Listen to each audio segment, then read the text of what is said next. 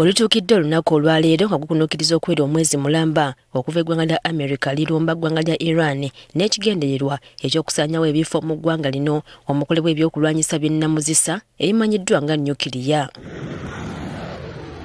Kyokka mu kwesasuza, Iran yasalawo okulumba amawanga omwali agagiriraanye omuli embasi za America mu kyondo kya Buwalabu. Okutya kweyongera eri bannayuganda anti bangi ku bo bagenda mu mawanga gano okukuba ekyeyo okusingira ddala mu Saudi Arabia, Qatar, Dubai n'amalala. Kati gye buvuddeko gavumenti eriko bannayuganda abaali ku misomo mu ggwanga li Iran abaakomezebwawo olw'olutalo luno. Gavumenti etubuulidde nga minisitule y'ensonga z'ebweru bwe yakwatagana edda n'ababaka ba Uganda mu mawanga omuli olutalo okulaba nga bakakasa nti bannayuganda tebafuna buzibu bwonna.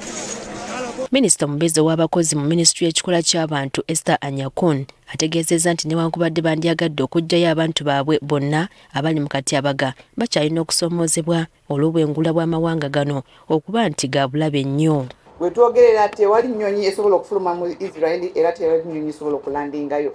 Naye minisitule yaffe eya Foreign Affairs egezaako nnyo okolagana ne konsola baffe abali eyo.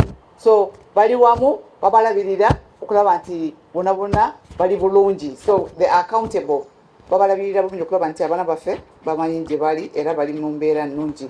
Newankubadde guli gutyo, Anyakun agamba nti mpaawo munnayuganda yenna yafunye buzibu olw'olutalo luno. Singa kati tulaba mu TikTok batuyigiriza tuli wano ne walu kiba kitegeeza obutabeera mu social media bali bulungi gye bali era nga gavumenti naffe tusobola kufulayingayo kubanga amawanga amalala nabo tebasobola kugenda mu Israel okutima abaana baffe. Okwogera bino abadde alambulula ku lukuŋŋaana olutaba amawanga ag'enjawulo nga lutegekeddwa okulaba butya embeera z'abakozi gye ziyinza okugonjoolwamu. Ku Lwokusatu 15 omwezi ogwokuna paka 16 omwezi ogwokuna.